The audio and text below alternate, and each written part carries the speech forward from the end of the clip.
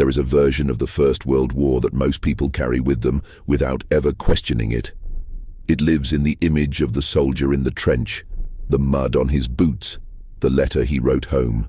It lives in the monuments that line town squares across Europe and North America, in the phrase, "the war to end all wars," in the silence observed every November 11th at 11 in the morning.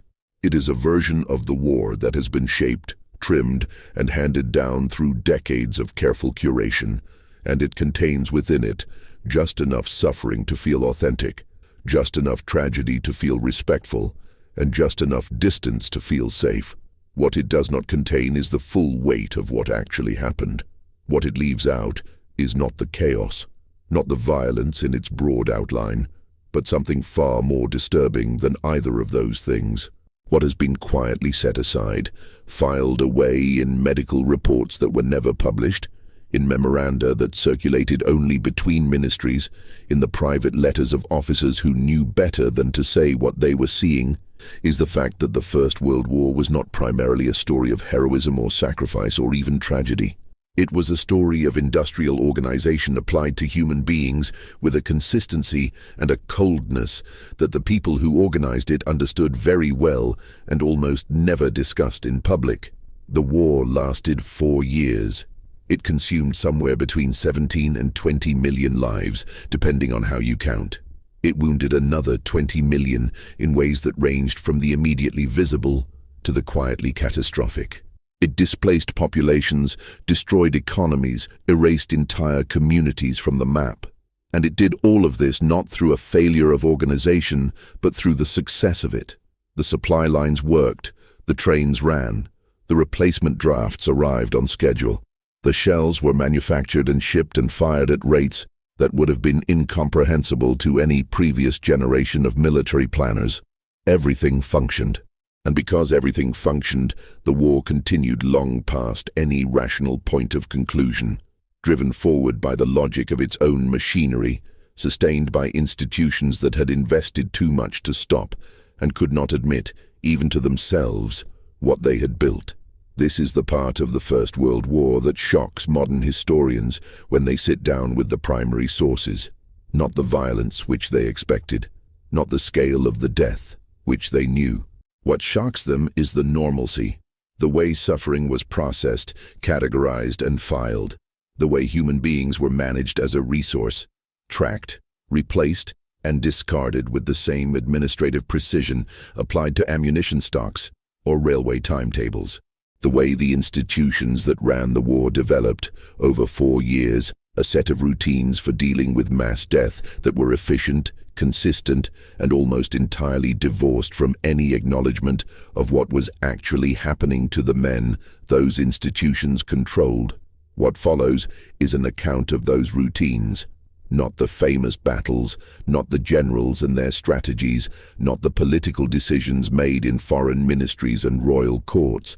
What follows is an account of the daily, institutional, organized realities of life and death in the First World War, the things that happened every day, in every sector of the front, managed by men sitting at desks who had developed procedures for dealing with situations that had no precedent in human history, and who dealt with them the way bureaucracies always deal with unprecedented situations, by inventing forms and filling them out. The first thing to understand about the trenches is that they were not temporary. They were built to last, and then they lasted longer than anyone had planned, and then they became something that nobody had intended, but that everyone was forced to accept as permanent. When the war began in the summer of 1914, both sides expected it to be over within months. The German High Command had a plan for a swift campaign in the west, followed by a pivot to the east. The French expected to meet the Germans in a war of movement, in open fields, with cavalry and infantry advancing under the tricolour. The British, when they sent their small professional army to the continent, assumed they would be fighting a finite engagement, not signing on for a 4-year tenancy in a strip of earth that ran from the English Channel to the Swiss border. Nobody built the trenches intending to live in them indefinitely. But by the end of 1914, after the opening movements had stalled and the front had solidified, both sides found themselves in the ground, And they stayed there. What they built over the years that followed was not simply a series of holes in the earth.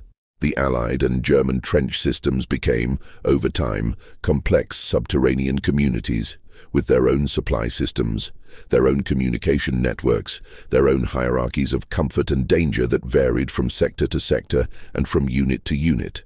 In some areas, particularly in quieter sectors, away from the major offensives, the trenches were relatively dry, relatively well-maintained, equipped with wooden duckboards and proper drainage and dugouts that provided at least minimal shelter from artillery.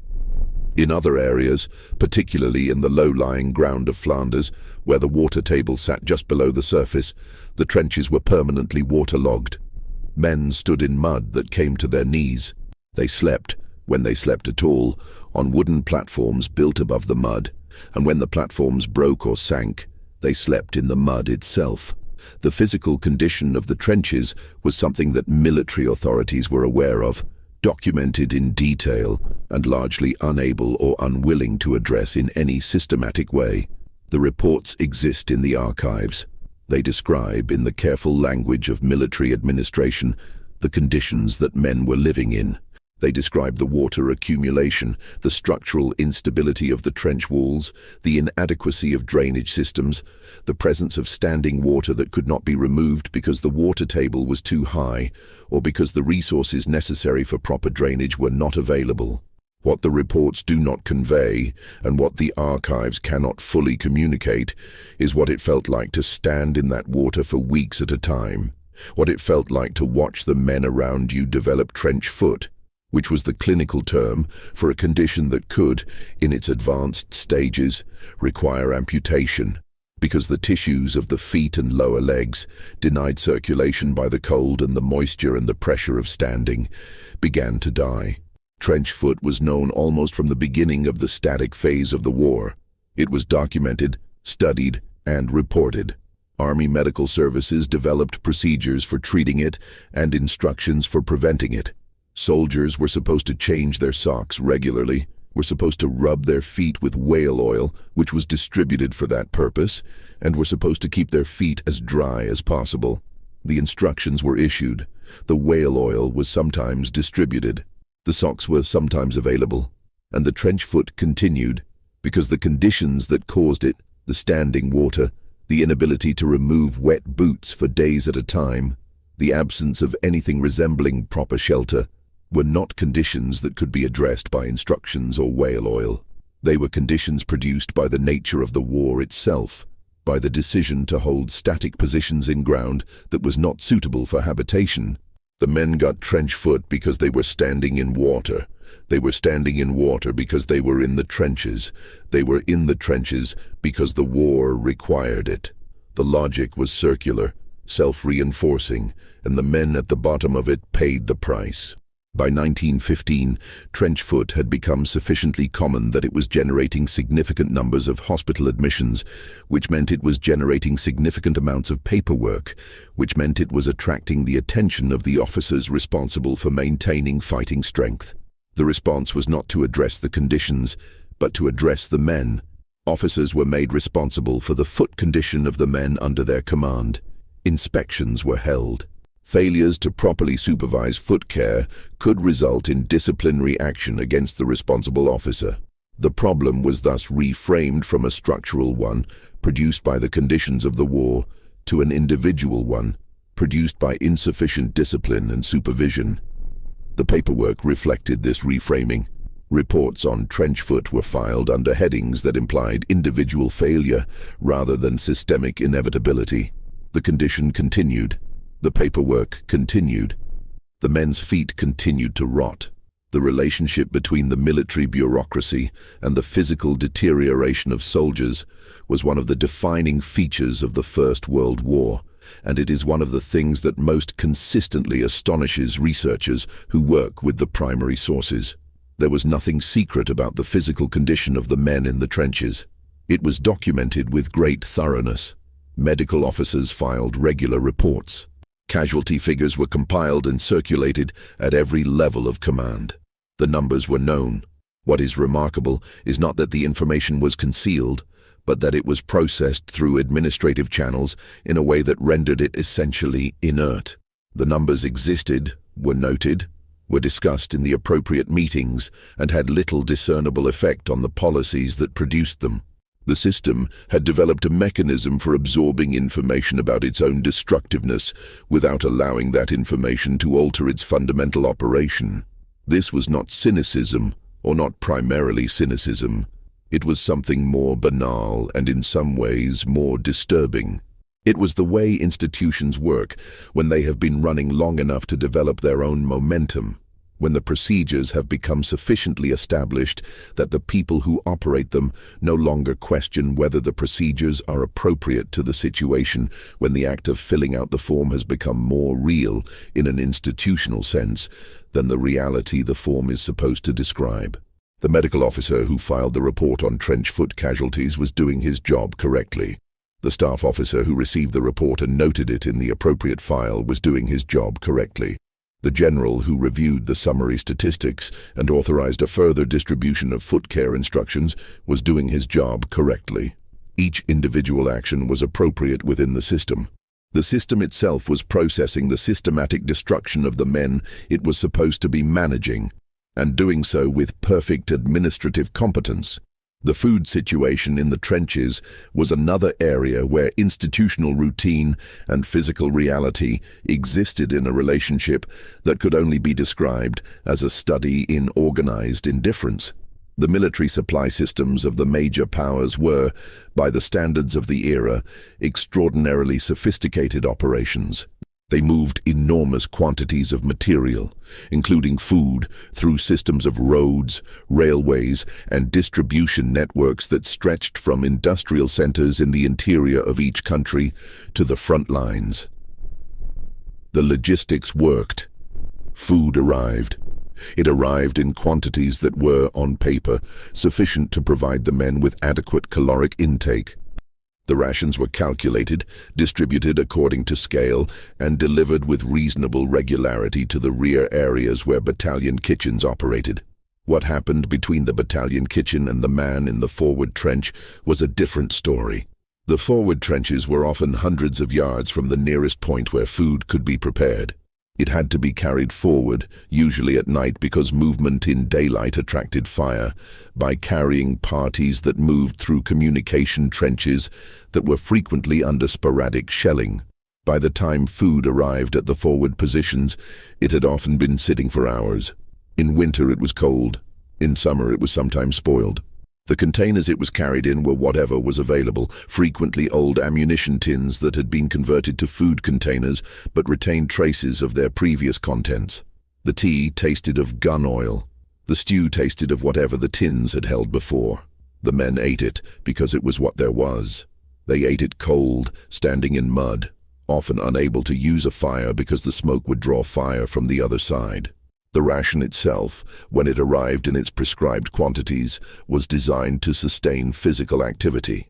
It was not designed for what the men in the trenches were actually doing, which was a combination of extreme physical stress, extreme cold or heat depending on the season, and prolonged psychological strain.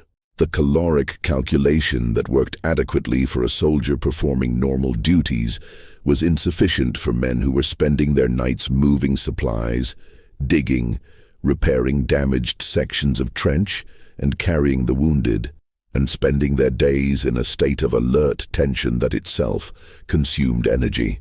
The men were, in a chronic and pervasive sense, hungry. Not the acute hunger of starvation, which would have been visible and measurable and would have generated reports demanding response, but the grinding, persistent hunger of inadequate nutrition, which produced a steady deterioration in physical condition that was documented, noted in medical reports, and absorbed into the system without systemic response. The vitamin deficiency that accompanied chronic undernutrition produced its own catalogue of conditions. Scurvy, which had been understood for centuries and was completely preventable, appeared in the trenches in the later years of the war as the quality and variety of rations declined. Men developed bleeding gums, joint pain, skin lesions. The conditions were treated when they became severe enough to require medical attention. The underlying nutritional inadequacy that produced them was addressed by the issuance of dietary guidelines and the occasional distribution of supplemental provisions that ameliorated the problem without solving it. The men remained for the duration of their time in the line in a state of chronic physical depletion that left them less able to withstand the cold, less able to resist infection, and less able to cope with the psychological demands of their situation. None of this was secret. All of it was in the files. The rats were in the files too. This is one of the details that appears repeatedly in personal accounts of the trenches and that tends to be treated as a colorful, atmospheric element of the war experience, the grim backdrop against which the human drama played out. But the rats were not backdrop. They were a public health crisis of significant dimensions that the military authorities managed, documented, and never resolved. The trenches created ideal conditions for rats: abundant food in the form of stored rations and human remains, shelter in the form of burrows in the earthen walls, water, warmth in winter from the bodies of men in confined spaces. The rat population in some sectors of the front was estimated to be in the millions. Men who served in the trenches described conditions in which the rats were so numerous and so bold that they would move across sleeping men, would steal food from containers left unattended for moments, would make the dugouts uninhabitable by their constant presence. The military authorities issued instructions for rat control. Poison was distributed. Rat-catching competitions were organized in some units, with prizes offered for the largest numbers killed. Terrier dogs were kept in some sections of the trenches for the purpose of rat hunting. None of it made a significant dent in the population. The rats continued in their vast numbers to serve as vectors for the diseases that moved through the trenches, to consume or contaminate food supplies, and to make the already difficult conditions of trench life worse. The reports on rat infestation were filed alongside the reports on every other aspect of trench conditions, acknowledged, noted, and left essentially unaddressed because there was no solution available within the existing system. The rats were a product of the conditions. The conditions were the war. The war continued. The lice were even more universal than the rats. Almost every man who served in the trenches for any significant period of time became infested with body lice, and the infestation was essentially universal in the frontline units of all the major powers. The lice lived in the seams of clothing, in the folds of blankets, in the hair. They were impossible to eliminate in the field because the conditions that produced them, the inability to change or wash clothing regularly, the crowding of men into confined spaces, the absence of bathing facilities in the forward areas, could not be changed without changing the fundamental conditions of trench warfare itself. Men spent hours picking lice from their clothing, a process they called chatting, in a grim appropriation of the word for casual conversation. They held their shirts over candles and ran the flame along the seams to kill the eggs. They used whatever chemicals were available, various preparations distributed by the medical services, with limited effect. When they rotated back to rest areas, there were delousing stations where their clothing was treated with heat or chemicals, and then they went back to the trenches and were reinfested within days. The lice were more than an irritant. They were the vector for trench fever, which was identified as a distinct disease entity during the war and which affected enormous numbers of men. Trench fever produced fever, severe headache, pain in the legs and back, and a recurring pattern of symptoms that could disable a man for weeks at a time and then recur. It was not usually fatal, but it was chronically debilitating, and it moved through units with a consistency and speed that reflected the universality of the lice that carried it. The disease was studied, documented, and its connection to the lice eventually established. The treatment was rest, which meant rotation out of the line to a medical facility. Men who were evacuated with trench fever recovered, returned to duty, and were reinfested and reinfected. The cycle repeated for the duration of the war because the conditions that produced it could not be changed. The smell of the front was another reality that exists in the personal accounts and almost nowhere in the official documentation, because smell is difficult to file and impossible to quantify. but the men who were there describe it with a consistency and a specificity that makes clear it was a defining sensory feature of trench life. The smell came from several sources. The mud itself had a particular quality in the Flanders sector, where it was saturated with organic material, with the remains of previous years of habitation and previous years of the dead, and it produced, when disturbed, a smell that men who experienced it never forgot. The latrines, which were simple pits in the rear sections of the trenches, produced their own contribution. The unwashed bodies of men who had been in the line for weeks without access to bathing facilities, the food being cooked in the kitchens, the smoke from the small fires that were permitted in some sectors, all of these combined into an atmosphere that was, by any reasonable standard, profoundly unhealthy and profoundly dehumanizing. The men lived in it. They became accustomed to it. When they came back from leave, returned from the clean air and the proper beds of England or France, they noticed it again with fresh intensity, and they endured it again because endurance was what the system required of them. The system's requirements were not informal. They were codified, detailed, and enforced with a consistency that reflects how thoroughly the military bureaucracies of the First World War had developed mechanisms for converting human beings into administrative units. The infantry battalion of the British Expeditionary Force, to take one example that is well documented, was a unit of approximately 1,000 men, organized into companies, platoons, and sections, each with its designated establishment strength, its designated officers, its designated place in the larger regimental and divisional structure. When the battalion suffered casualties, the losses were reported through the chain of command using standardized forms. The forms required specific information: the name, rank, and number of each casualty, the nature of the casualty, killed, wounded, or missing, the date and location of the casualty, and the unit designation.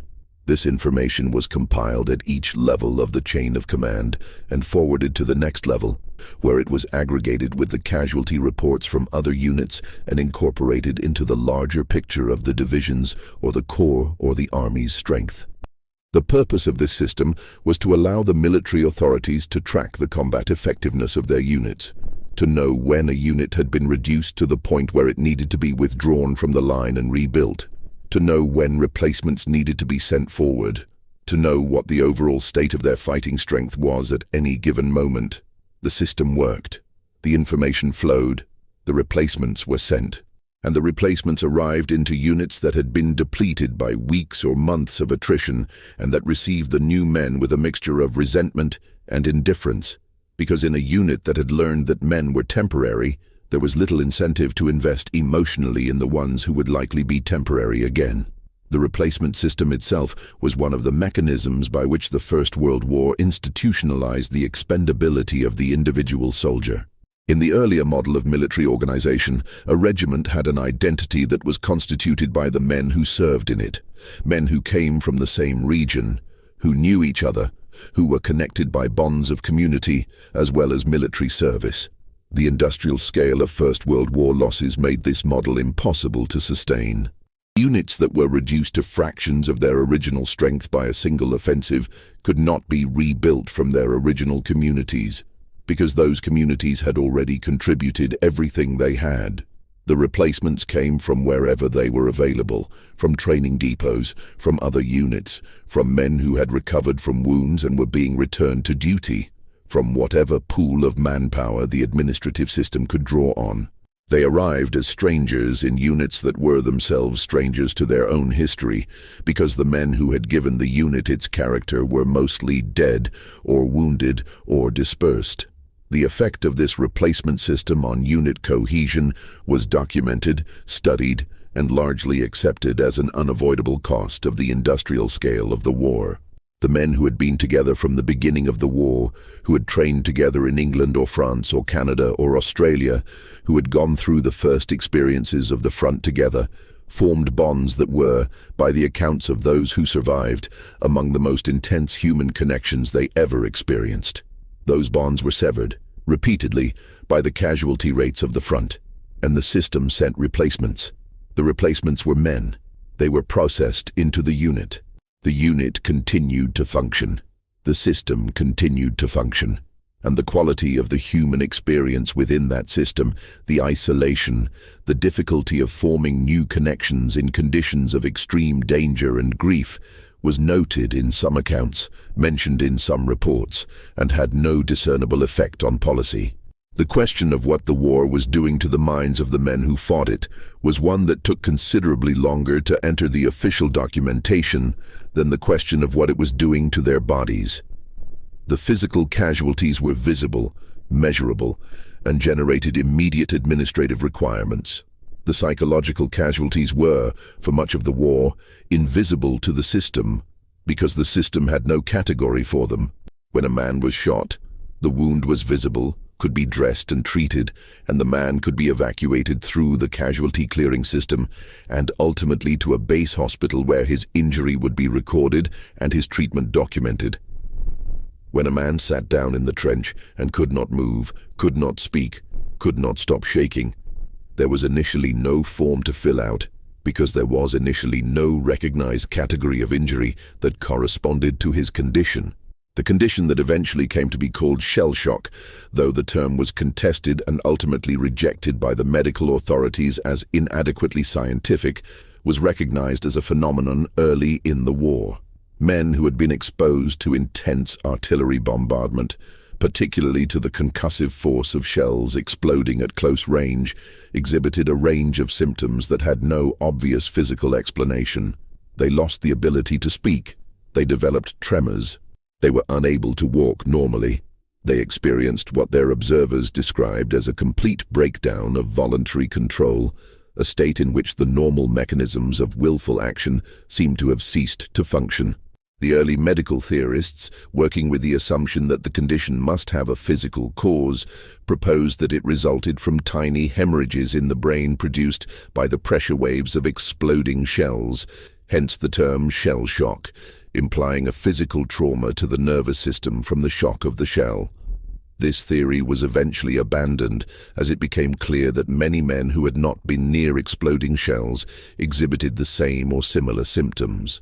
Men who had not been under artillery fire, who had been in the trenches for extended periods without a specific traumatic event, developed the same patterns of tremor, mutism, paralysis, and psychological breakdown that were being seen in the survivors of intense bombardment. The condition was, it gradually became apparent, not primarily a physical injury, but a psychological one, produced not by the pressure waves of artillery, but by the accumulated strain of living in conditions of extreme danger, chronic deprivation, and complete helplessness over extended periods of time. The military authorities' response to this recognition was not uniform, and the variation in responses across different national armies and different periods of the war reflects the difficulty the institutional mind had in processing a form of injury that did not fit the existing categories. The simplest response, and the one that appeared earliest and persisted longest, was to categorize the affected men as malingerers, cowards, or individuals of inherently weak moral character who were using supposed illness to avoid their duty. This interpretation had the institutional advantage of preserving the existing framework, in which a man who could not fight was either physically injured and therefore entitled to treatment, or uninjured and therefore obligated to fight, with no third category allowed. A man who appeared uninjured but could not function was therefore, by the logic of this framework, choosing not to function, and the appropriate response was discipline rather than treatment. The number of men executed for cowardice or desertion during the First World War, in circumstances where modern medical understanding would recognize the symptoms of severe psychological trauma, is not precisely known but is certainly significant. The British Army executed over 300 men during the war, the majority for desertion or cowardice, following courts-martial that in most cases took no account of the psychological state of the accused, and that operated under a legal framework that recognized no such thing as psychological injury as a mitigating factor. The records of these courts-martial, which have been studied in detail by researchers, reveal proceedings that were often extremely brief, that heard little evidence of the circumstances that had led to the accused's behavior, and that produced death sentences at a rate that reflects not the wickedness of the men involved, but the institutional need to maintain the fiction that any man who could not continue to fight was making a choice. The men who were executed were shot at dawn, which was the prescribed method, and their deaths were recorded in the regimental records and in the war diary of the unit, and the files were closed. In many cases, the families were not told the manner of death. They received a notification that their son or husband or brother had died in service of his country, which was true in a sense, and they were not told that he had been shot by his own side, which would have required a different kind of processing than the system was prepared to do. The fiction was maintained at every level, from the court-martial to the telegram to the grave marker, which recorded the man's name and unit, but not the manner of his death. The system had procedures for this. The procedures were followed. The recognition of shell shock as a legitimate medical condition, when it came unevenly and incompletely. By 1917, the British medical establishment had developed a set of institutional responses to psychological casualties that ranged from specialist treatment centers where men with severe symptoms were treated using techniques that reflected the best available understanding of the condition, to the simple expedient of keeping mildly affected men close to the front on the grounds that removal from the front environment made recovery less likely. The theoretical underpinning of the close-to-front treatment was not entirely cynical. There was genuine medical thinking behind it, but its institutional appeal was obvious. It was cheaper, it kept men closer to the point where they could be returned to duty, and it minimized the hemorrhage of manpower through the medical evacuation system. The treatment of psychological casualties, even in the specialist centers, was shaped by the overriding institutional priority of returning men to duty as quickly as possible. The therapeutic approaches employed, which ranged from rest and mild sedation to various forms of suggestion therapy and more aggressive electrical treatments, were evaluated primarily on the criterion of how rapidly they produced a return to military fitness. Men who recovered quickly and returned to the front were considered treatment successes. Men who did not recover, or who recovered and then broke down again upon return to the front, were reclassified into other categories. Permanent psychological invalids, men suitable only for home service, men who were, in the language of the system, burnt out. The system had a place for them. They were processed into that place. The war continued. The artillery was the central fact of the First World War in a way that is difficult to communicate to anyone who did not experience it. The battles of the war, Verdun, the Somme, Passchendaele, are remembered by their names and their casualty figures, but what produced those casualties was, in the overwhelming majority of cases, artillery. Not the machine gun, which was devastating and which held its own prominent place in the war's technology of death, not the rifle, not the bayonet, but the artillery shell in its various forms and calibers, falling from a sky that offered no cover, and that could not be argued with or outmaneuvered or appealed to. The artillery made the front a place where death was random and total and arrived without warning, where a man who was alive in one moment could be gone in the next, without any of the narrative logic that death normally carries, without a reason or a location or even, sometimes, a body to bury. The effect of sustained artillery bombardment on the men who survived it physically was documented by medical officers who understood, better than the generals directing the offensives, what the barrages were doing to the human nervous system. A preliminary bombardment before a major offensive could last for days. The bombardment before the opening of the Battle of the Somme, on the 1st of July 1916, lasted 8 days. During those 8 days, approximately 1,500,000 shells were fired by the British artillery at the German positions. The men in the British trenches waiting for the whistle were subjected, during those 8 days, not to the German shells which were firing back, but with less concentration, but to the noise and vibration and psychological pressure of their own artillery firing continuously around and over them. The men who endured this bombardment described it afterward as an experience that was, in itself, a form of trauma before the attack had even begun. And then the bombardment lifted, and the officers blew their whistles, and the men went over the top, and on the 1st of July 1916, the British Army suffered approximately 57,000 casualties, of whom nearly 20,000 were killed in a single day. It remains the bloodiest day in the history of the British military. The plans had assumed that the 8-day bombardment would have destroyed the German defenses and killed or incapacitated most of the German soldiers in the forward positions. The plans were wrong. The Germans had built deep dugouts that protected their men from the artillery, and when the British bombardment lifted, the German soldiers came up from their dugouts and manned their machine guns, and the British infantry walked across no man's land in their prescribed waves and were shot. What happened after the 1st of July is, in some ways, more revealing of the institutional character of the war than what happened on that day. The offensive continued. The Battle of the Somme did not end on the 1st of July. It continued with varying intensity until the middle of November, 4.5 months in which the British and French armies continued to attack German positions along a front of several miles, in which the total casualties on all sides eventually reached over 1 million men, in which the maximum advance of the Allied forces at any point of the battle was approximately 7 miles. The offensive continued because the institutional logic of the war, the strategic calculations of the commanders, the political necessities of demonstrating to Allies that Britain was doing its part, the investment already made in the offensive, all of these factors combined to make stopping the offensive more institutionally difficult than continuing it. The men continued to be sent forward. The casualties continued to be recorded. The forms were filled out. The replacements were sent. The Battle of Verdun, which the French army fought against the Germans simultaneously with the Somme, beginning in February of 1916 and ending in December, was an even more prolonged and in some ways more psychologically significant engagement.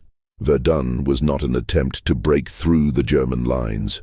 It was, from the German perspective, explicitly an attempt to destroy the French army by forcing it to defend a position that had symbolic significance and could not be abandoned. The German commander Falkenhayn conceived the operation as a machine for consuming French soldiers. He chose Verdun because the French would feel obligated to defend it regardless of cost. His plan was to make the cost so high that the French army would be bled to the point of strategic ineffectiveness. The French did defend Verdun. They defended it at a cost of approximately 360,000 casualties on the French side alone, with comparable losses on the German side, making Verdun one of the most destructive single engagements in military history. The French system of defense at Verdun involved the rotation of virtually every unit in the French army through the battle, so that the experience of Verdun was shared across the army in a way that no other engagement was. This had the effect of distributing the psychological impact of the battle as widely as possible, ensuring that no unit was destroyed by the experience in isolation, but it also ensured that the trauma was universal. By the end of 1916, the French army had been through Verdun. It had absorbed what Verdun had done to it. And in the spring of 1917, when the French High Command ordered new offensives following the failure of the Nivelle offensive on the Chemin des Dames, significant portions of the French army refused to advance. The French mutinies of 1917 are among the most important events of the First World War and among the least discussed, for reasons that reflect the same institutional impulse to control information that ran through every other aspect of the war. The mutinies were widespread. They affected, by various estimates, between 30,000 and 100,000 soldiers across 54 divisions of the French army. The men did not, in most cases, refuse to defend their positions. They refused to make further offensive attacks. They refused to be sent forward in operations that they had concluded correctly, served no purpose except to add to the already enormous lists of French casualties without any prospect of achieving a result that would justify those casualties. The mutinies were suppressed by a combination of improved conditions, genuine reforms in the way soldiers were treated by the army, and selective prosecution and execution of ringleaders.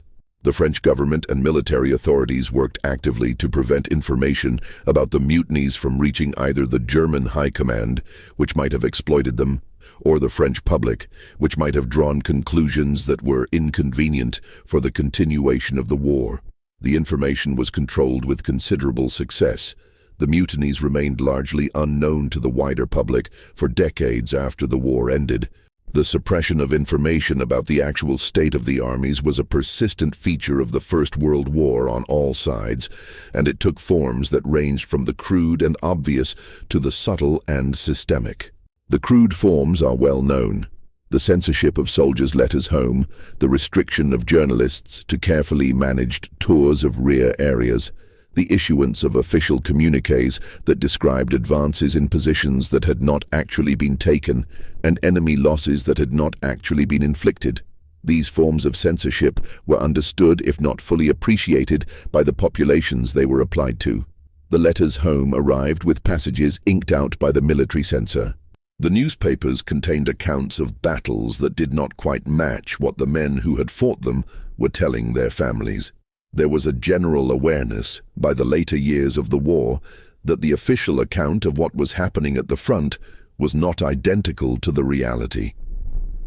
What was less understood, and what researchers find more disturbing when they examine the records, was the internal suppression of information, the way in which the military and political institutions of the warring powers withheld from themselves, in the sense of keeping information compartmentalized and preventing it from reaching the levels of decision-making where it might have had effect. The full picture of what the war was doing. The casualty figures were, in principle, available to the senior commanders.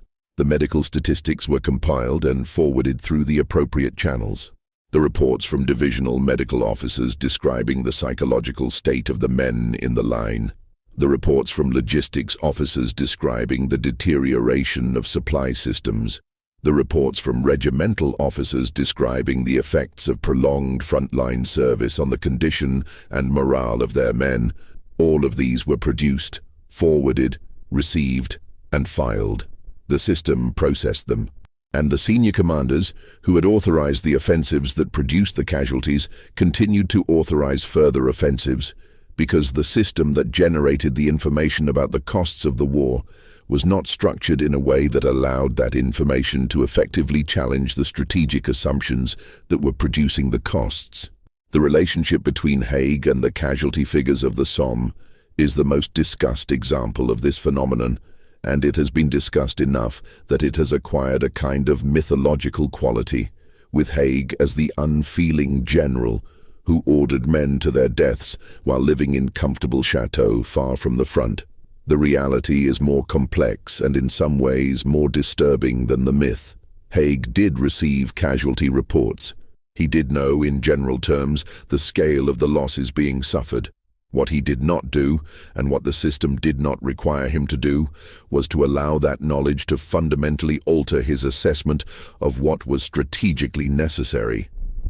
The war required offensive action to maintain pressure on the enemy, to support the Allies, to keep the German army occupied. Offensive action produced casualties. Casualties were recorded and replaced. The offensive continued. The logic was self-contained. The gas was another reality of the First World War that the administrative machinery processed with a thoroughness that is, in retrospect, remarkable. The first large-scale use of poison gas in the war occurred at Ypres in April of 1915, when the German army released chlorine gas from cylinders across a front of several miles, producing a greenish-yellow cloud that moved on the wind toward the Allied trenches.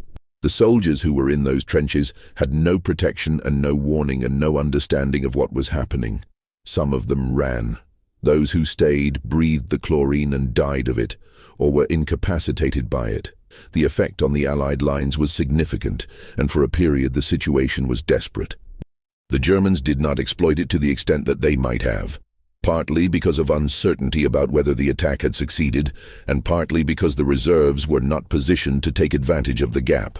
The Allied response to the first gas attack was rapid, and from an institutional standpoint, highly revealing of how the war's machinery worked. Within a relatively short time, the Allied armies had developed gas masks and were distributing them to the men in the trenches. Within a somewhat longer time, they had developed their own chemical weapons programs and were using gas themselves. The Second Battle of Ypres, which is the name given to the German gas attack and its aftermath, is thus not primarily remembered as a humanitarian atrocity or as a moment that prompted reflection on the nature of the war being fought. It is remembered as a tactical episode that both sides learned from and incorporated into their existing frameworks. Gas became a standard element of the war, used by both sides, developed into increasingly sophisticated and lethal forms, delivered by shells rather than cylinders, designed to penetrate the gas masks that had been developed to counter the earlier agents. The development and use of increasingly lethal chemical agents reflects a pattern that runs through the entire First World War. The systematic application of industrial and scientific resources to the problem of killing people more efficiently. Both sides had access to the scientific and industrial establishments of modern industrial nations, and both sides applied those establishments to the war with a thoroughness and creativity that produced a constant stream of innovations in military technology, each of which was incorporated into the existing institutional frameworks and deployed against the enemy, and each of which was met with a countermeasure, and each countermeasure was met with a further innovation. The war was, among other things, a vast applied science project, and the application was murder, and the results were reviewed, evaluated, and incorporated into doctrine with the same analytical rigor that would be applied to any industrial process. Mustard gas, which was introduced by the Germans in 1917, was qualitatively different from the earlier agents because it was not primarily a respiratory agent. It was a blister agent, also called a vesicant, that caused severe blistering of any skin it contacted, as well as damage to the eyes and the respiratory tract if inhaled. It was persistent, meaning it stayed in the environment for days or weeks after being delivered, contaminating the ground and making any area where it had been used dangerous to occupy. It was not primarily intended to kill, though it could kill at sufficient concentrations. It was intended to incapacitate and to deny the use of terrain. Men who were exposed to it were burned, blinded, and could not be treated effectively in the field. They had to be evacuated, which meant that each mustard gas casualty removed not just the casualty, but also the men required to carry him and the medical resources required to treat him. The British Army alone suffered approximately 180,000 gas casualties during the First World War, of which approximately 5,000 to 8,000 died directly from gas exposure. The remainder were evacuated through the medical system, treated, and in many cases returned to duty after recovery. The gas casualties were documented with the same thoroughness applied to other casualties, classified by agent, by degree of injury, by unit, by location. The information was compiled, analyzed, and used to assess the effectiveness of the chemical weapons programs. It was processed, in other words, as operational data. The 5,000 men who died of gas were a data point in the assessment of enemy chemical weapons effectiveness. The analysis was conducted. The conclusions were drawn. The development of countermeasures continued. The war continued. The experience of going over the top, of actually climbing out of the trench and advancing across no man's land under fire, was one that a large number of men experienced multiple times during the war. The image of the single decisive assault, the climactic moment in which the battle was won or lost, reflects the dramatic narrative that the war's chroniclers and historians have subsequently imposed on events that were, in reality, more fragmented and more repetitive. A man who served at the front for 2 or 3 years, rotating in and out of the line, might participate in a dozen or more attacks, ranging from major planned offensives to the smaller trench raids and local attacks that were a constant feature of static warfare. Each of these experiences was, from the participant's perspective, a potential last experience. Each one required the same suppression of the survival instinct, the same subordination of the individual will to the institutional requirement, the same act of climbing out of a position that offered at least some protection into a space that offered none. The trench raid was a particularly significant routine of the First World War, one that does not receive the attention that the major offensives receive, but that was far more constant and in some ways more representative of the actual texture of life on the Western Front. Trench raids were small-scale operations, typically conducted at night by groups of men ranging from a few dozen to a few hundred, aimed at penetrating the enemy trench system, killing or capturing enemy soldiers, and gathering intelligence. They were not designed to hold ground. They went out, did what they were supposed to do if they could, and came back, or did not come back. They were conducted in the quiet sectors of the front, on a regular basis, sometimes nightly. They were ordered by the High Command as a means of maintaining the offensive spirit of the troops, of keeping pressure on the enemy, of gathering intelligence about the enemy's dispositions and morale. They were dreaded by the men who carried them out. The casualty rate for trench raids was high. Raids went wrong in various ways. The artillery support that was supposed to cut the enemy wire before the raid failed to do so, and the raiders became entangled in the wire in the dark under fire.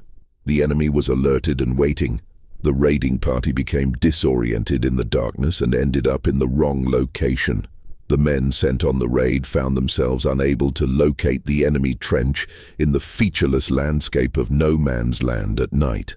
Men who went on raids and did not come back were listed as missing, which was a category with its own administrative logic, a kind of bureaucratic limbo in which a man was neither confirmed dead nor known to be a prisoner, and his family received a notification that he was missing and awaited further information that often never came, because there was no further information, because he had been killed in no man's land and his body had not been recovered. The bodies in no man's land were a constant reality of the Western Front, and one that was managed, or rather, not managed, in ways that reveal a great deal about the institutional priorities of the war. When a man was killed in no man's land, which was the space between the two trench systems, recovering his body was extremely difficult and dangerous. No man's land was exposed to fire from both sides.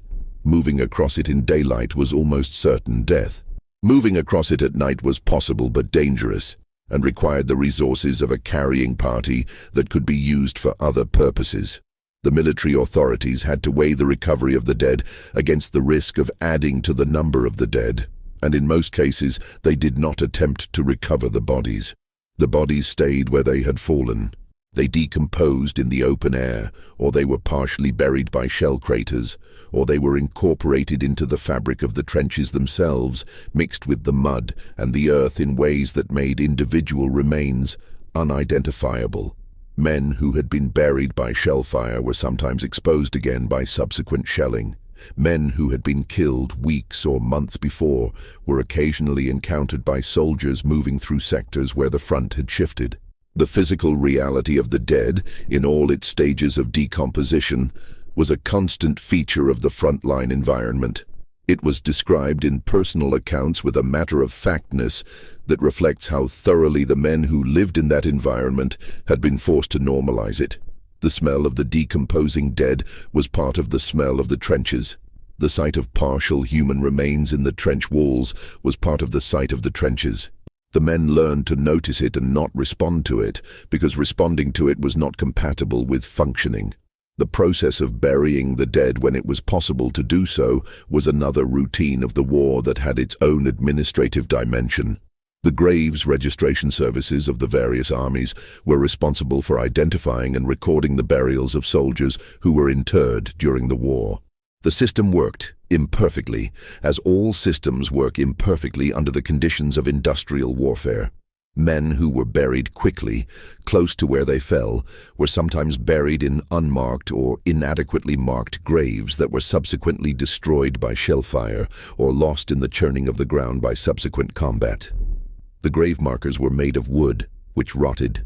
The identification discs that soldiers wore, which were supposed to allow identification of the dead, were sometimes missing, sometimes damaged, sometimes illegible. The result was that a significant proportion of the men who died in the First World War were buried but not identified, or were simply never recovered from no man's land or from beneath the churned earth of the battlefields. The Commonwealth War Graves Commission, which was established to care for the graves of Commonwealth soldiers killed in the war, maintains today approximately 570 cemeteries in France and Belgium alone. Of the approximately 700,000 Commonwealth soldiers buried in these cemeteries, approximately 300,000 have no identified grave. Their names are recorded on memorials, the most famous of which is the Menin Gate at Ypres, where the names of approximately 55,000 Commonwealth soldiers who have no known grave are inscribed on the walls. The gate was designed by Reginald Blomfield and unveiled in 1927, and it was intended as a monument to sacrifice and memory. What it actually represents in its most literal sense is the administrative reality that 300,000 men were killed and buried, but could not be individually accounted for, could not be matched to their remains, could not be given a grave with a name. The system had processed their deaths. It had not been able to individualize them. The soldiers who survived the war and returned home carried with them the experiences of the trenches in ways that the societies they returned to were largely unprepared to receive. The great majority of men who served in the First World War did not write memoirs or accounts of their experiences. They went home, resumed their lives as best they could, and did not talk about what they had seen. The silence was not unusual. It was, in many cases, the product of an understood disproportion between the experience of the war and the capacity of the domestic world to receive it. A man who had spent 3 years in the trenches, who had seen things that had no equivalent in normal human experience, who had learned to live in conditions that were by any reasonable standard subhuman, who had watched men he knew die in ways that no narrative framework could adequately contain, returned to a society that wanted to honor the sacrifice without examining the experience. The society built monuments. It held parades. It established rituals of remembrance that focused on the fact of death and not on the manner of it. And the men came home and were quiet about what they had been through, because the tools for communication did not exist, because the audience did not exist, and because there was a general agreement, understood rather than articulated, that certain things should remain in the trenches. The psychiatric consequences of the war extended far beyond the men who were officially classified as shell-shock casualties during the conflict itself. The men who came home without formal diagnoses, who had not been treated by the military medical system, and who returned to civilian life technically intact, carried the war inside them in ways that manifested over decades. The rates of alcoholism among veterans were significantly elevated. The rates of domestic violence, though not systematically measured, were observed and commented on by social workers and medical practitioners in the years following the war. The rates of suicide among veterans were not carefully tracked in the immediate post-war period, but the anecdotal evidence in community records and family histories suggests they were significant. The men who could not sleep, who woke with nightmares, who could not tolerate loud noises, who were unable to work or maintain relationships, who found themselves unable to re-enter the civilian world that had continued without them while they were in the trenches, were present in large numbers in the societies of the 1920s and 1930s, and they were largely invisible to those societies because the system had no category for them. The pension systems of the warring powers established after the war were designed to compensate men for service-connected disabilities. Physical disabilities were relatively straightforward to assess and compensate. Psychological disabilities were another matter.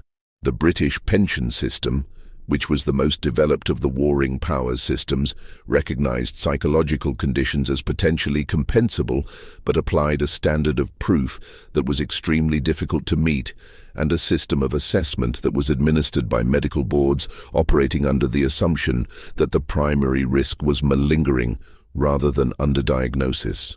The men who appeared before these boards were assessed for the degree to which their claimed condition impaired their ability to work. Men who could work, even if they were in chronic psychological distress, were found to have minimal disability. Men who could not work were assessed for the degree of their incapacity, and the compensation awarded reflected the administrative category, not the actual experience. The war pension files in the British National Archives represent one of the largest bodies of evidence about the long-term psychological consequences of the First World War. Researchers who have examined them find a consistent pattern. Men describing, in the language available to them in the 1920s and 30s, symptoms that modern clinical criteria would recognize as post-traumatic stress disorder, persistent re-experiencing of traumatic events, avoidance of stimuli associated with those events, hyperarousal, emotional numbing, and severe impairment of functioning. The boards that assessed these claims applied the framework available to them, which was not adequate to the phenomenon they were assessing, and produced outcomes that were, by the standards of later medical understanding, systematically inadequate. The men were compensated partially or not at all. They lived with what they carried. The system had categories for them. The categories were wrong. The system continued. The bureaucratic management of the war extended to the management of information about the war for the civilian populations who were supporting it. The mechanisms of propaganda and censorship deployed by the warring powers during the First World War were sophisticated, coordinated, and pervasive, and they produced in the civilian populations of the warring nations a version of the war that bore a relationship to the actual war that was functional rather than accurate. The function of the version presented to civilians was to sustain the will to continue. The war required, above all, a continued supply of men and material, and the continued supply of men required that the civilian populations who provided those men believed that the sacrifice was worthwhile, that the war was being fought for reasons that justified the cost, and that the cost, while significant, was not so catastrophic as to make continuation impossible. The British government's approach to managing civilian information about the war was directed in its formal dimensions by a body called the War Propaganda Bureau, later the Department of Information, and then the Ministry of Information. These organizations coordinated the distribution of approved information about the war, managed access by journalists to the front, and produced material designed to sustain civilian morale and encourage recruitment. The material they produced, the posters, the pamphlets, the newspaper articles written by journalists who had been taken on managed tours of rear areas, the speeches by politicians and public figures presented a version of the war that emphasized the justness of the cause, the courage and cheerfulness of the men fighting it, and the prospect of eventual victory. What this version did not contain, and was explicitly designed not to contain, was any realistic account of the conditions in which the fighting men were living, the physical state of the trenches, the casualty rates, the psychological effects of prolonged frontline service, or the strategic realities of a war in which the armies had been locked in a stalemate for years with no clear path to resolution. The civilians who were sending their sons and husbands to the front were making decisions based on information that was systematically incomplete. They were not told what the trenches smelled like. They were not told what shell shock looked like. They were not told that approximately 1 in 5 of the men sent to the front would die there, and that a significant proportion of the survivors would carry the experience with them for the rest of their lives in ways that no ceremony of welcome could adequately address. The nurses who worked in the military hospitals of the First World War are among the witnesses whose accounts come closest to conveying the reality of what the medical machinery of the war was processing. They were close enough to the men to see what had been done to them, and many of them left accounts, diaries and memoirs and letters that describe with a specificity and an emotional directness that the official documentation lacks what the human cost of the war actually looked like. The accounts describe wards full of men with missing limbs, with facial injuries that required reconstruction over years of painful surgery, with wounds that had become infected and that smelled in ways that the nurses learned to work around and to not speak about, because speaking about them served no purpose. The accounts describe men screaming at night, men who had been physically repaired to the point where the body could sustain them, but who could not sleep without the nightmares returning, men who had been told they were lucky to survive and who were not sure the assessment was correct. The reconstructive surgery that was developed during the First World War to address the unprecedented numbers of men with severe facial injuries was a genuine medical achievement, one of the few areas where the war's demands produced advances that had lasting benefits. The plastic surgery techniques developed by Harold Gillies and others at the Queen Mary's Hospital in Sidcup, England, established the foundations of modern reconstructive surgery. The patients at Sidcup were men whose faces had been destroyed by shells, bullets, burns, or gas. Men who, before the development of reconstructive techniques, would have spent their remaining lives behind masks or screens, hidden from public view by the social discomfort that severe disfigurement produces. The surgeons who worked on them performed hundreds of operations on some patients over years of treatment, building new faces from skin grafts and cartilage, restoring something approaching normal appearance to men whose injuries had been, in the immediate term, incompatible with normal social existence. What the surgical achievement does not change is the reason the surgeries were necessary. The men at Sidcup were there because the war had destroyed their faces. The number of men with severe facial injuries in the First World War, which ran into the tens of thousands across all the warring powers, reflected the nature of trench warfare, in which men who raised their heads above the parapet were exposed to sniper fire, in which shell fragments produced wounds to exposed areas of the body, in which the face, the most humanly significant part of the body, the part that carries identity, was exposed in combat in ways that the rest of the body was not. The reconstruction of those faces was a response to a problem created by a system that had produced those injuries in numbers sufficient to require the development of an industrial-scale medical response. The snipers who produced many of those facial injuries were a specialized category of soldier whose role in the First World War has been discussed primarily in the literature of individual skill and courage: the lonely hunter, the patient marksman, the invisible killer. The reality of sniping in the First World War was more industrial than the romance suggests.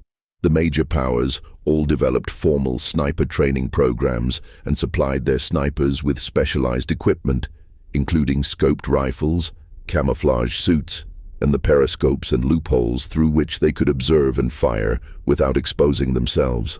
Sniper schools produced trained shooters in significant numbers.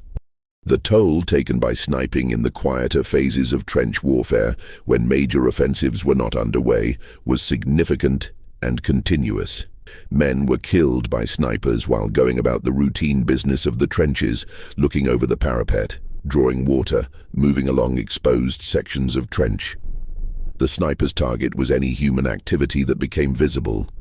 The result was a kind of continuous, low-level attrition that continued in every sector regardless of whether any formal military action was underway.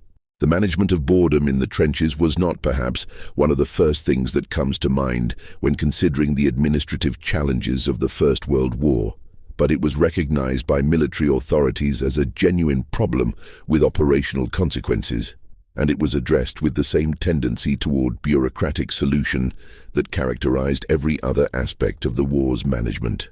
Men who were bored, who had too much time in which to think, who were not occupied with specific tasks, were considered a disciplinary and morale risk.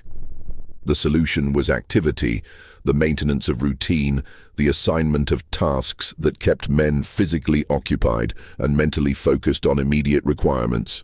The trenches were perpetually in need of maintenance, repairing damaged sections, improving drainage, extending communication trenches, building new defenses, improving existing positions. Men who were not actively engaged in military operations were put to work maintaining the physical infrastructure of the positions they occupied. The physical labor of maintaining the trenches was, in a sense, the true daily occupation of the front-line soldier during the periods between major offensives. The work was exhausting, often dangerous because it attracted fire, and unending, because the trenches were in a constant state of degradation produced by the weather, the shelling, and the passage of large numbers of men through confined spaces. The mud that is so central to the image of the Western Front was not a static backdrop. It was a dynamic adversary that had to be constantly managed, pumped out of trenches that flooded, shoveled from duckboards that sank, cleared from the drainage systems that clogged. Men who had expected, when they enlisted, to fight, were instead spending significant portions of their time in the trenches, digging, carrying and shoveling in conditions that were cold and wet and dangerous, in service of positions whose maintenance was required by a strategic situation that showed no sign of changing. The question of leave, of the periods away from the front that soldiers were theoretically entitled to, was one that the military authorities managed with a precision that reflected how thoroughly the men had been converted into managed resources. The leave system varied between the different armies, but generally operated on the principle that men who had served for specified periods at the front were entitled to a period of leave, typically 10 days to 2 weeks, during which they could return to their home country or to a rest area behind the lines. The system was administered through a quota mechanism. Each unit was allocated a certain number of leave passes per period, and the men within the unit were rotated through the leave allocation on a schedule determined by the unit's officers. What the leave system provided, in theory, was a period of genuine separation from the front, an opportunity to recover, to reconnect with civilian life, to rest. What it provided in practice was often something more ambiguous. The journey from the front to England or France or Canada took significant time and resources. A 10-day leave pass became, after subtracting the time required for travel in each direction, a much shorter period of actual rest. Men who returned to their homes found that the gap between their experience and the civilian world had grown wider during the months they had been away. The conversations that were possible, the shared references, the common understanding, had atrophied. The men could not explain what they had been through in terms that made sense to people who had not been through it, and many of them chose not to try. They spent their leave in a kind of suspended state, neither at war nor fully at peace, and then they went back, because the leave pass expired and the train schedule ran, and the system required their return. The military police, who were responsible for enforcing discipline in the rear areas and preventing desertion, were present at every point of the leave journey, at the railway stations, at the port embarkation points, at the checkpoints along the roads behind the lines. Their presence was a constant reminder that the men on leave were not free. They were managed resources temporarily displaced from their point of deployment, and their movement was subject to the same administrative oversight that governed every other aspect of their existence. Men who did not return from leave on schedule were listed as absent without leave, which was the administrative precursor to a desertion charge. The administrative process for dealing with such men was well established. It had been used many times before. The forms were standardized. The procedure was followed. The communication between the front and the home front that was mediated through the censored letter system was one of the most significant administrative features of the First World War, because it shaped, to an extraordinary degree, what civilian populations understood about what was happening at the front. Every letter written by a soldier in the British Expeditionary Force was subject to censorship, typically carried out by the junior officers of the unit, who were required to read the letters of their men and remove or black out any content that was prohibited. The prohibited content included, obviously, any operationally sensitive information, unit locations, troop strengths, information about planned operations. It also included, less obviously, any content that might be deemed to undermine morale, or to convey an excessively negative picture of conditions at the front. The effect of this censorship on the correspondence between soldiers and their families was profound. The letters that passed through the system were, of necessity, filtered versions of the writer's experience, shaped by the knowledge that an officer was going to read them, and by the desire not to cause unnecessary anxiety at home, by the impossibility of conveying in a few censored paragraphs the reality of the trench, and by the general social training, particularly prevalent in the working-class communities that provided the largest proportion of soldiers, that discouraged men from expressing distress or vulnerability in writing. The result was a body of correspondence that is, in aggregate, one of the most poignant documents of the war, because it reflects so clearly what could not be said.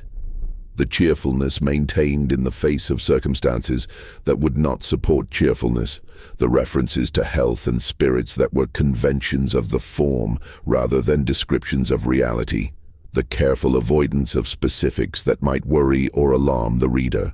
The families who received these letters were not, for the most part, deceived about the general nature of the war. They understood that the front was dangerous, that men were being killed, that the conditions were difficult. What they could not understand from the letters they received was the texture of the experience, the daily reality of the trenches, the smell and the rats and the lice and the water, and the continuous random possibility of death. They understood the fact of the war in the abstract. They did not understand the reality of the war in the concrete, and this gap between the abstract and the concrete was maintained deliberately by a system of censorship and self-censorship that ran through every communication channel connecting the front to the home.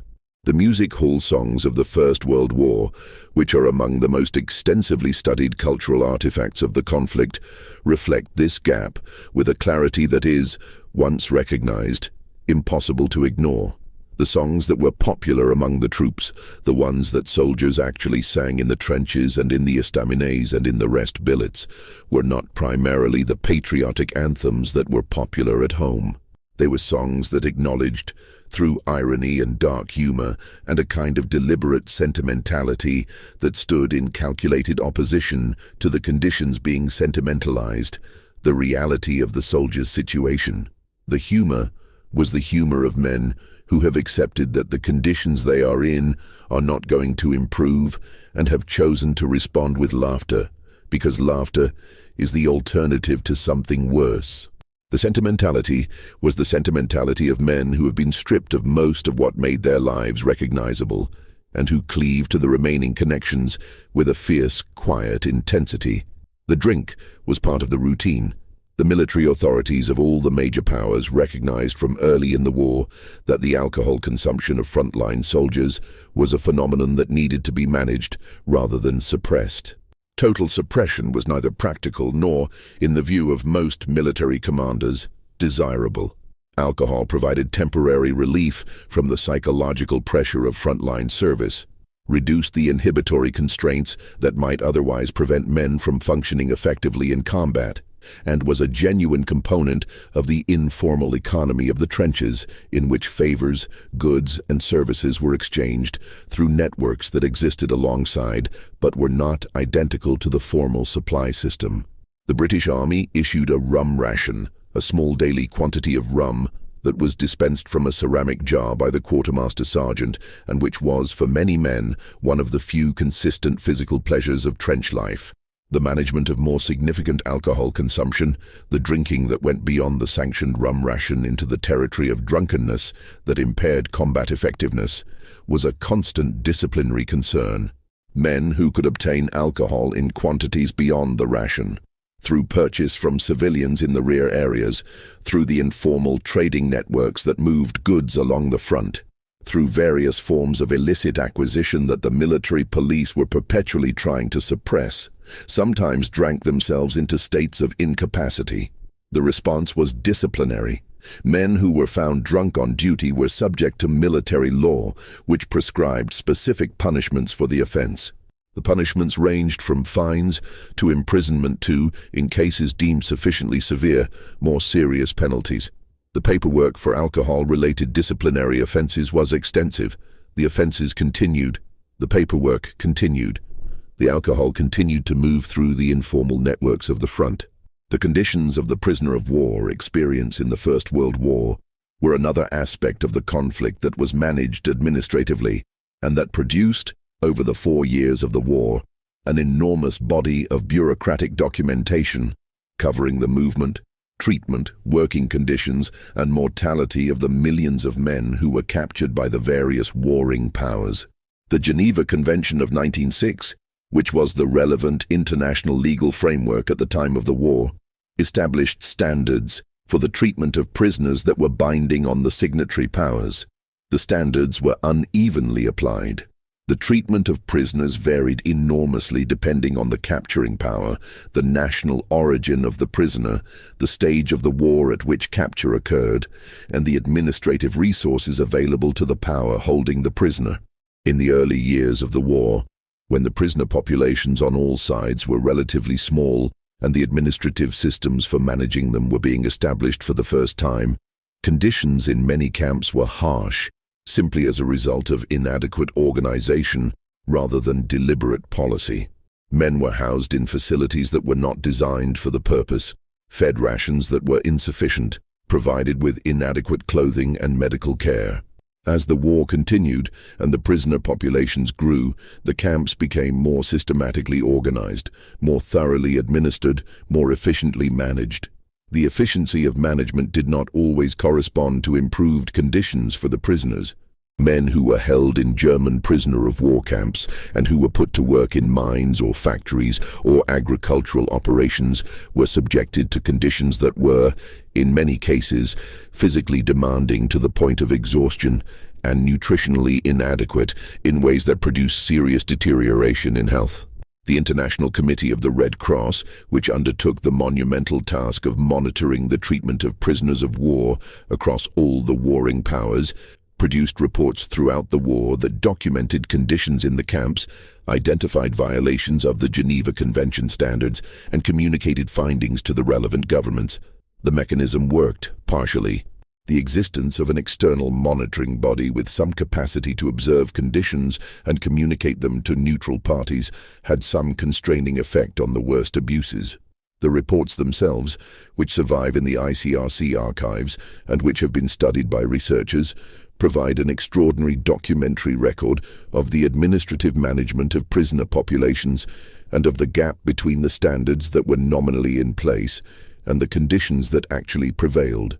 The nursing of the sick and wounded on a scale that the First World War demanded created an entire institutional infrastructure that had not previously existed. The casualty clearing stations, the base hospitals, the hospital ships, the convalescent depots, the network of medical facilities that connected the front to the home countries, all required staffing, supply, and administration. The women who served as nurses in these facilities and the men who served as orderlies, stretcher bearers, and medical personnel in the forward areas were themselves caught in the administrative logic of the war's medical machinery in ways that shaped their experiences profoundly. The stretcher bearers who brought the wounded from the battlefield to the regimental aid post, which was the first point in the medical evacuation chain, were typically men from the regimental medical section who had volunteered or been assigned to the role. Their work was among the most physically demanding and psychologically corrosive of any role in the war. They moved, often under fire, across the same terrain that had just destroyed the men they were going to collect, carrying heavy stretchers through mud that sometimes came to the knee, in conditions that made the journey from the point of wounding to the aid post a significant physical ordeal for both the carrier and the carried. They listened to men describe their injuries, or cry out in pain, or beg for water, or ask questions that the stretcher bearer could not answer about whether they were going to survive. They carried men who died during the carrying and continued with the body because they had no way to know the man was dead until they arrived somewhere with adequate light to see. They did this repeatedly for as long as they were in the field, and the regimental medical section had its own casualty rate from the work. Stretcher bearers were killed by the same fire that had produced the casualties they were trying to retrieve.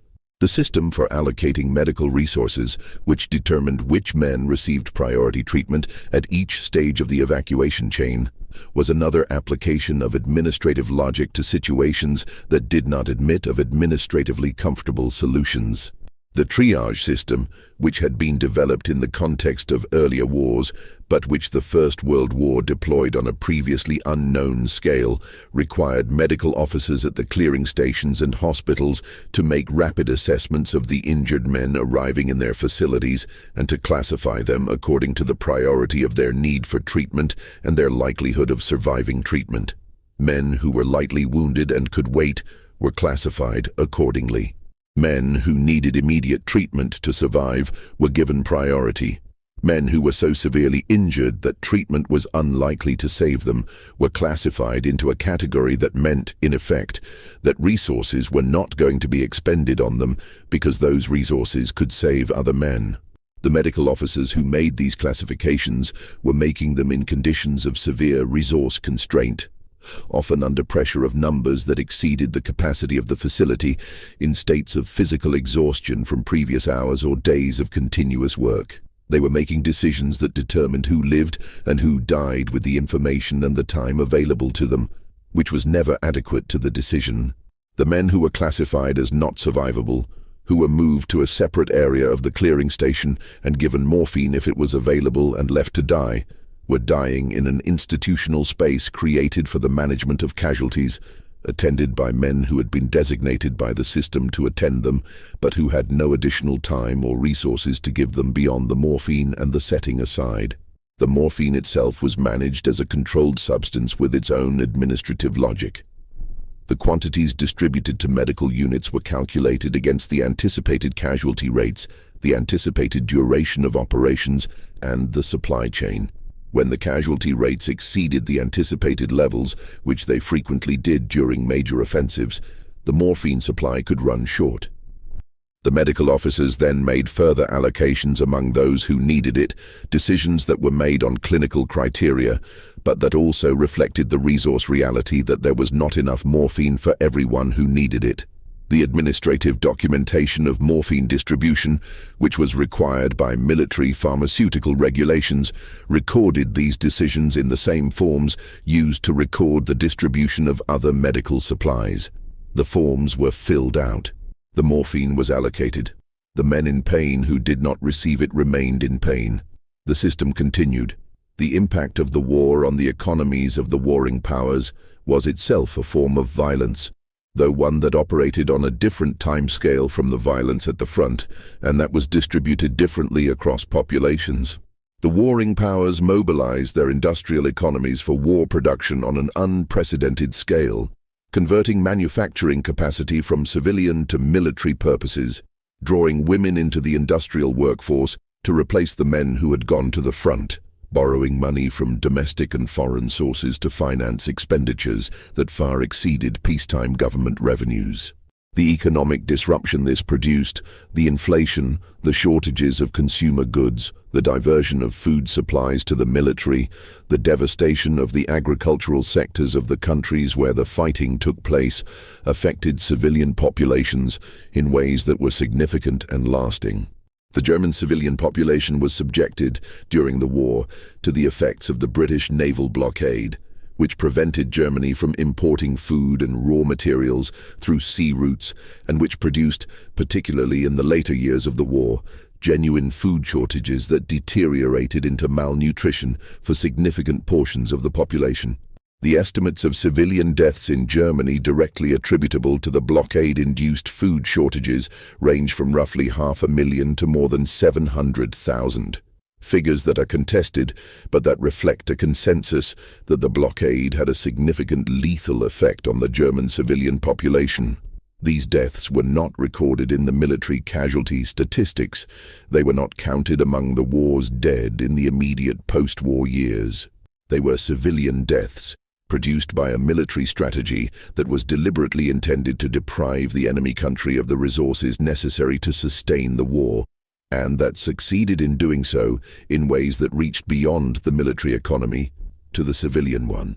The men who devised and maintained the blockade were aware of its effects on the German civilian population.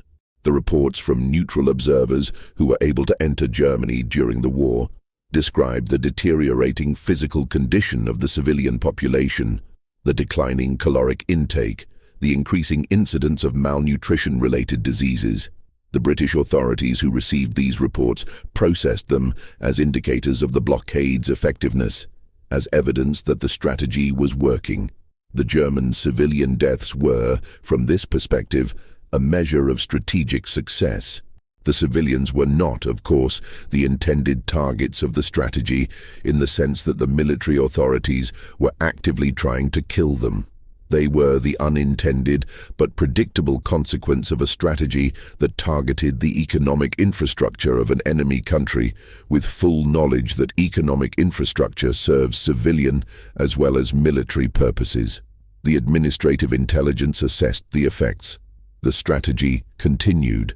The International Labour Review, the journals of military medicine, the archives of the warring powers' war offices and foreign ministries, The casualty files and pension records and regimental diaries, the reports of the International Committee of the Red Cross, the proceedings of the courts-martial, and the records of the military prisons, all of these bodies of documentation, when taken together, constitute an account of the First World War that is substantially different from the account that the war's memorialization has preserved. The official account, the account transmitted through the monuments and the ceremonies and the popular histories, emphasizes sacrifice, courage, and the ultimate significance of the struggle.